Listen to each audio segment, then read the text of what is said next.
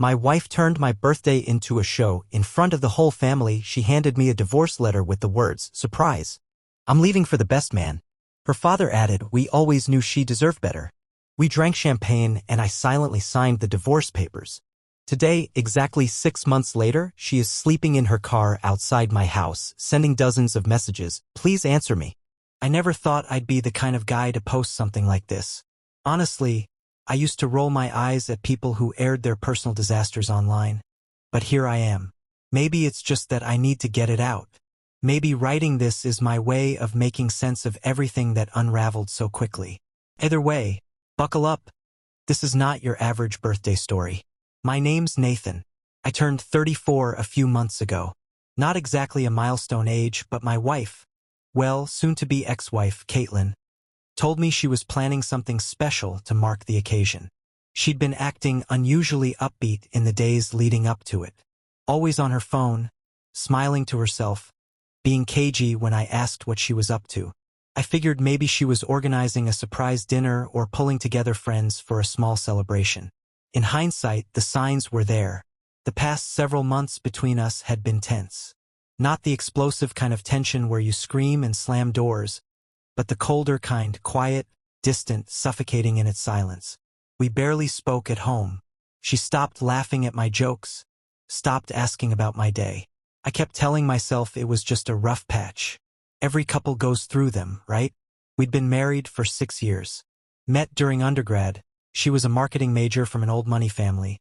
I was a kid from a working-class neighborhood on a scholarship, juggling 2 part-time jobs and eating instant noodles more often than I care to admit. It was the cliché of opposites attract. For a while, it worked. We clicked. At least I thought we did. Her family, though, never approved of me. Her dad, Graham, imagine a country club membership in human form, made it a point to belittle me at every family gathering.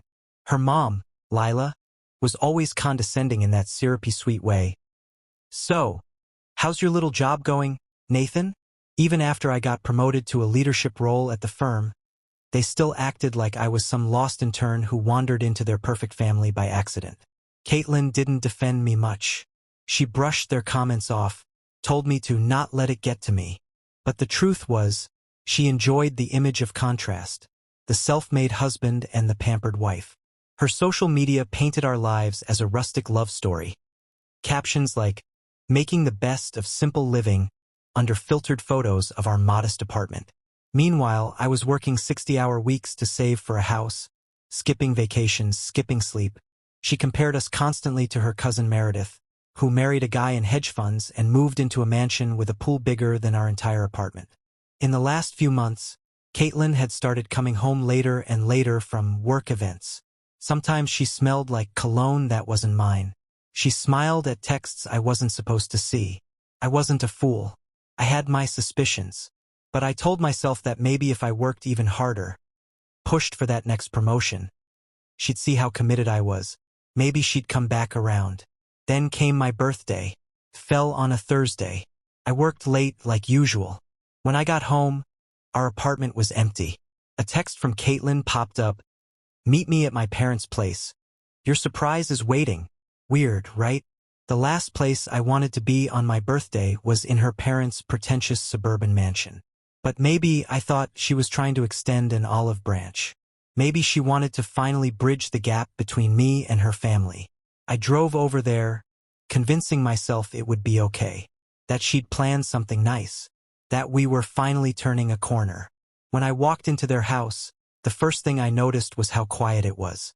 Her parents, her sister Nicole, a few cousins, some friends of the family, all standing in the living room holding champagne flutes and staring at me.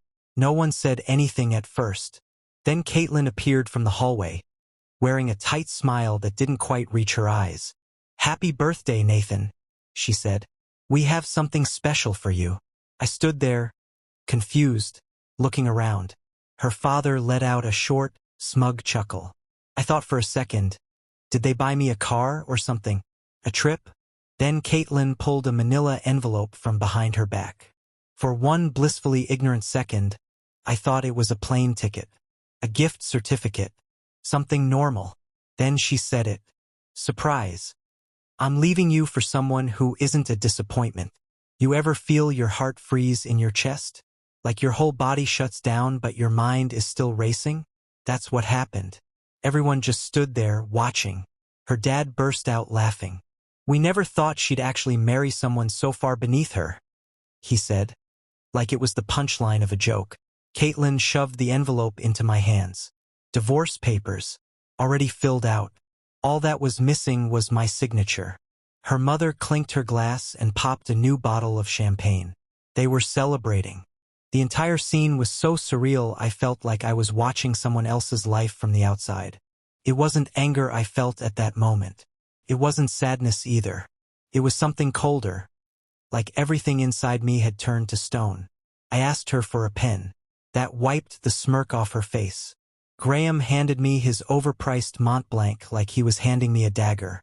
I walked to the granite countertop in their designer kitchen, opened the envelope, spread out the pages, and signed every line without saying a word. The only sound was the scratching of pen on paper and the occasional awkward throat clearing from the gallery of vultures behind me. When I finished, I looked up at Caitlin and said, "Thanks for the birthday present. Best one yet." Then I walked out. Didn't slam the door. Didn't yell. Just left. I think that rattled them more than any angry outburst ever could have. I drove aimlessly for a while, hands shaking, head buzzing. Eventually, I ended up at this seedy little bar a few neighborhoods away. Ordered a whiskey, then another. Stared at my phone as the text started rolling in from Caitlin. "Why didn't you say anything? Are you seriously not going to fight for us? You're just proving my point by running away." Somewhere around drink number 3, the numbness started to melt away, and something else took its place. Not rage exactly, but something sharper, more focused. A quiet, simmering clarity. They thought they'd break me. They thought I'd beg. What they didn't know, what they never bothered to understand, is that I had 6 years of stored ammunition. 6 years of watching her family treat me like garbage. 6 years of little secrets, whispered confessions, half-drunk slips at dinner parties. They didn't know what I was capable of. That night, I made 3 decisions. 1. I called Jeremy, my old college roommate, who happened to be a ruthless divorce attorney with a reputation for making rich people cry. 2. I logged into our shared cloud account and started screenshotting every suspicious message, every photo, every receipt I could find. Anything that could build a case. 3. I made a list of everyone who needed to hear my version of the story before Caitlin could twist it into something else. I didn't go back to our apartment that night. I stayed on a friend's couch and stared at the ceiling until sunrise. By the next afternoon, Caitlin had gone from smug to frantic. Her texts were bordering on desperate. "This isn't how it was supposed to go. No, Caitlin, it wasn't. Not for you. But for me, it was only the beginning."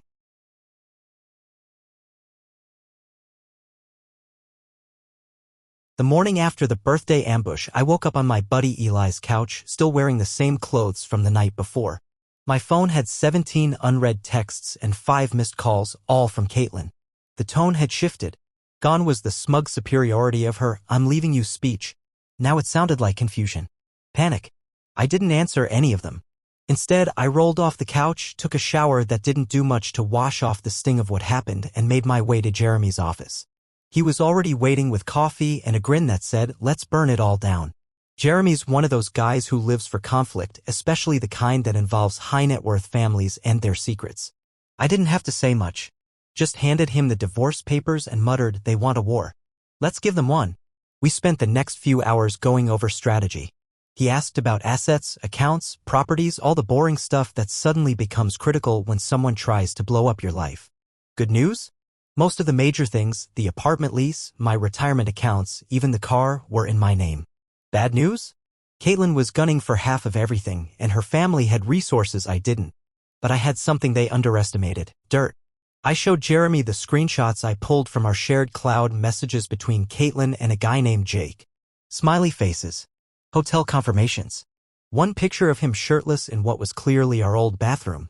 I hadn't even looked through all of it yet, but Jeremy's eyes lit up like it was Christmas. "This," he said, tapping the screen, "changes everything." Apparently, when a spouse cheats, especially with written proof, it throws a wrench in any clean claim for alimony or favorable splits. Even better? Caitlin had been the one to serve me publicly, humiliatingly, which, according to Jeremy, made it look like she tried to manipulate the process to avoid negotiation. While he got to work drafting a response, I made my next move. I emptied half of our joint account into my personal one. Not out of spite, but because I didn't trust her not to drain it the moment she realized I wasn't crawling back. I left her half untouched. Fair is fair. Then I rented a small storage unit and moved everything important, documents, keepsakes, my tools, out of the apartment.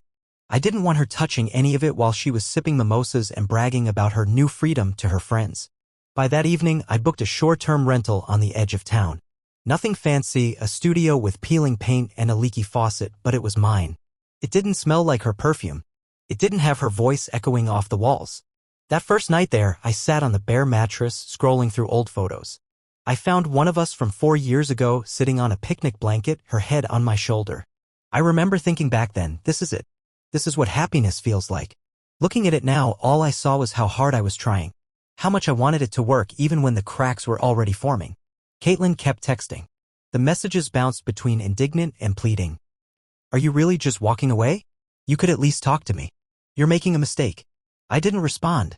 And then, just when I thought she might give up, she crossed a line. She posted a photo of herself with Jake on Instagram. Caption, some upgrades are worth it. Heart emojis. Champagne glasses. A dig clearly aimed at me. I felt the familiar burn rise in my chest, but it didn't explode. It just hardened. This wasn't about love for her.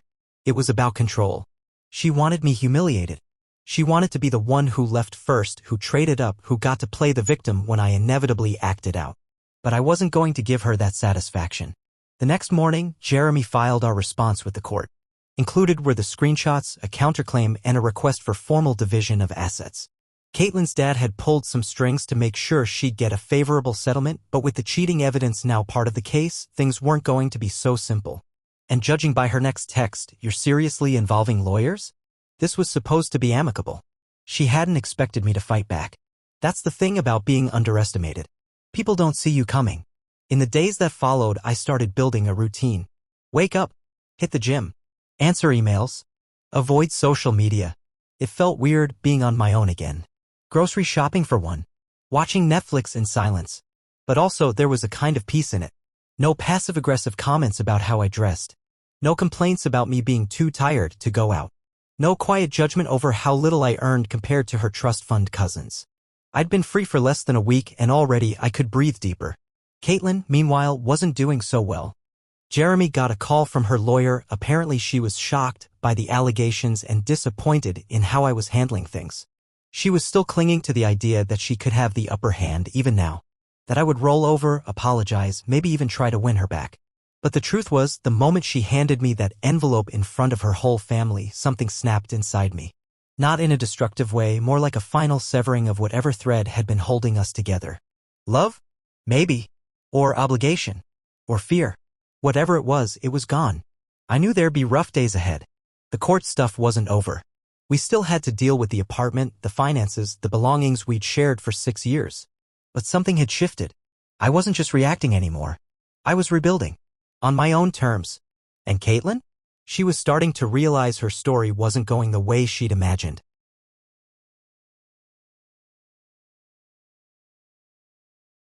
It was about a month after the birthday ambush when I saw Caitlin again, in person, I mean. By that point, things were already unraveling for her.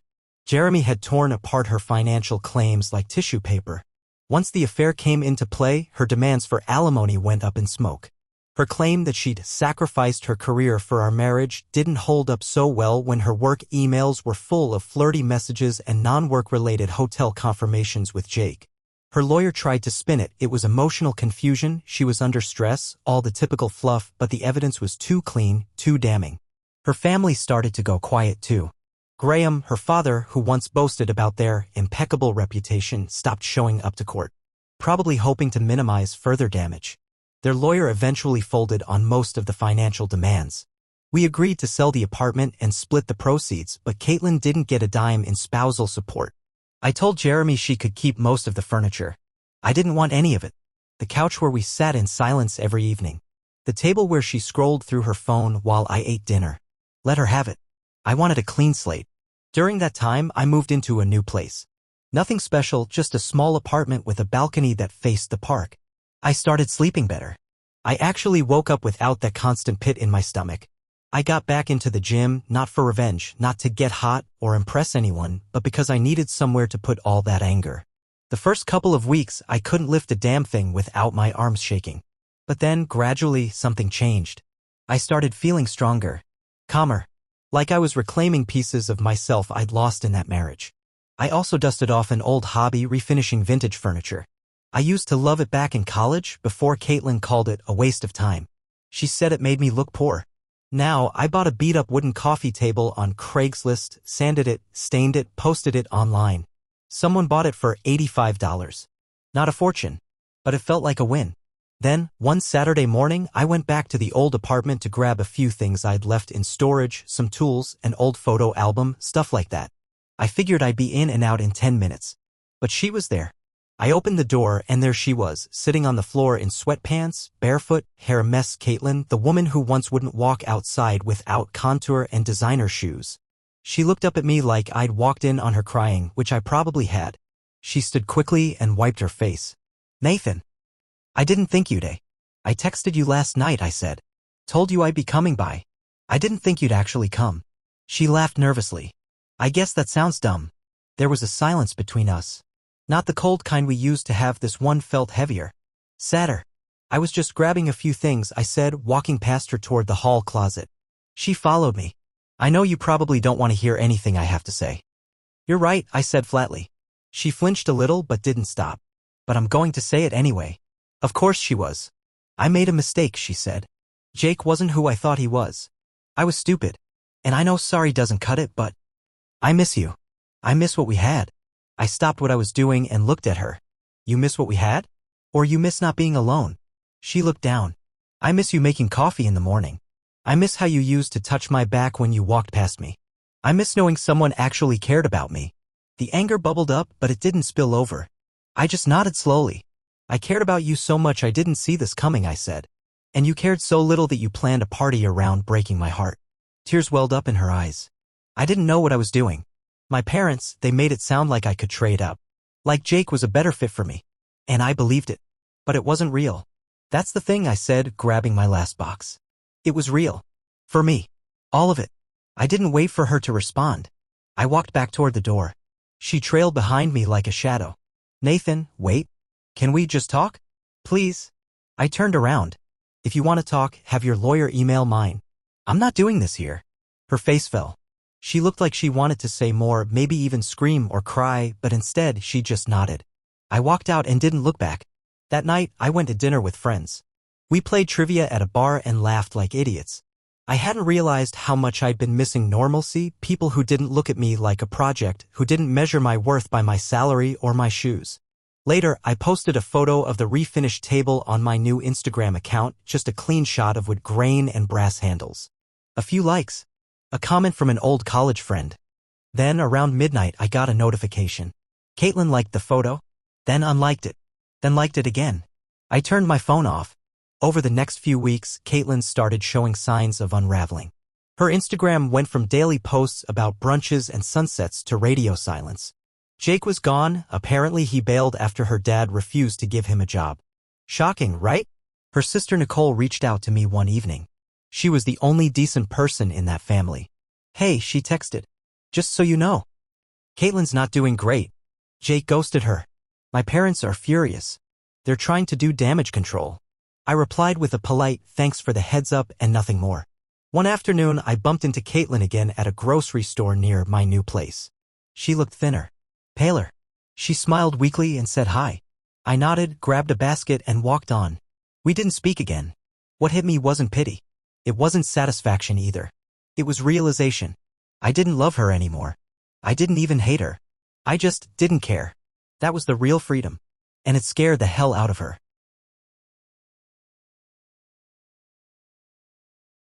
It was just past midnight when my phone buzzed with a notification from the doorbell cam. I was half asleep, curled up on the couch with Max. Yeah, I got a dog, a three-legged rescue pit bull who snores like a freight train but has more loyalty than I ever got in that marriage. I figured it was probably someone lost or drunk, but when I checked the camera, my chest tightened. It was her. Caitlin's white Audi was parked across the street, headlights off. She wasn't moving, just sitting in the driver's seat, staring at my building like she was trying to will it to vanish. For a second, I thought maybe she was dropping someone off. But an hour passed and the car was still there. Then the text started. Nathan, please? I know you're home. I just need 5 minutes. I've been sleeping in my car for 2 nights. I don't know where else to go. I stood by the window watching. My first instinct? Close the blinds. Let her sit there. Let her feel what I felt when she handed me divorce papers in front of a crowd with champagne ready. But I couldn't. Not because I still loved her. I didn't. But because I'm not like her. So I pulled on a hoodie, slipped on my sneakers, and went outside. When I tapped on her window, she jolted awake, eyes wide. She scrambled to unlock the door and stepped out like she expected me to catch her in an embrace. I didn't. The first thing that hit me was the smell, not alcohol, just that stale fast food and sweat smell that told me she hadn't showered in days. Her hair was greasy, pulled into a messy knot. Her clothes looked like she'd been living in them. She wasn't wearing makeup. Caitlin never left the house without makeup. Nathan, she whispered, hugging herself. I didn't know what else to do. I said nothing. She looked at the building, then back at me. Can I come in? Just for the night. I hesitated. Everything in me screamed no. But it was cold and she looked like hell. I couldn't let anyone, sleep in their car in November. One night, I said. That's it. She nodded quickly, tears already in her eyes. Inside, she sat quietly at my kitchen table while I made coffee. She glanced around like she couldn't believe where she was. It wasn't a palace, small place, modest furniture, a few plants I somehow hadn't killed yet. But it was mine. I built it without her, and maybe that's why it shook her more than anything. This place is nice, she said softly. Thanks, I replied, placing her coffee in front of her. She wrapped her hands around the mug like it was the only warmth she had left. And then the floodgates opened. She told me Jake was a fraud, that he'd not only used her but had been leaking information from her family's real estate firm to competitors. When her father found out, he fired Jake immediately. Jake, in turn, ghosted her and disappeared, but not before dragging her into the mess. She'd been helping him fix numbers in reports, blindly trusting him. That backfired. Hard. Her dad cut her off. No job. No money. No apartment. Friends let her couch surf until she wore out her welcome. One even kicked her out for not paying her share of rent. The final straw? Her family business was under investigation now, thanks to the creative accounting she'd unknowingly helped expose. She was out of options. And now she was here, in front of the man she publicly humiliated, asking for help. I thought I could fix it, she whispered. But everything just collapsed. I didn't know where else to go. I thought maybe we could talk. She didn't say start over. Not yet. But it hung heavy in the air. I took a deep breath. I'm going to be honest with you, Caitlin. I don't feel sorry for you. She looked up, startled. You didn't just leave me. You tried to destroy me. You celebrated it. You let your family laugh while I stood there with those papers in my hand. And now you're here because the guy you bet on ruined you and everyone else walked away. Her eyes welled up again. I know I don't deserve your help. But I've changed. No, you've been humbled. That's not the same thing. We sat in silence for a while. She finally said it. Can I stay? Just until I figure things out? I shook my head. You can sleep on the couch tonight. But tomorrow you need to go. I'll even call your sister if you want. But this motion between us, this is done. She stared at me like she'd never seen me before. Like for the first time, she realized I wasn't the same guy who used to bring her coffee every morning and beg for her attention. I was done begging. The next morning I made breakfast. She barely touched hers. Midway through, her phone rang. She put it on speaker out of habit. It was her father. His voice was no longer smug. It was brittle. Tired. Caitlin, we're trying to hold things together. The board's panicking. Investors are pulling out. We need help, someone with contacts, someone with credibility. I heard Nathan's doing well. Do you think he'd be open to a meeting? Maybe there's a way to. I didn't let him finish. Tell him no, I said, sipping my coffee. But I know someone who might help. Her eyes widened. You're seeing someone? I nodded. Maya. She's a consultant. Brilliant at fixing sinking companies. There was a long silence on the line. Then Graham said, fine. Send her information. I gave him Maya's business email. Nothing more. After the call ended, Caitlin just stared at me. You moved on. Of course I did, I said. What did you expect? She gathered her things quietly. Just a small backpack. I called her a ride to Nicole's place. She agreed to take her in temporarily. As she was walking out the door, she turned around. Do you think you'll ever forgive me? I already have, I said. Not for you. For me. Holding on to that bitterness was like trying to breathe underwater. She nodded once and left. I closed the door, locked it, and leaned my head against it for a moment. Not in sadness, in relief. Later that evening, I took Max for a walk. The air was cold, but clean. Crisp. 6 months ago, I thought I was ruined. Yeah? I'm just getting started.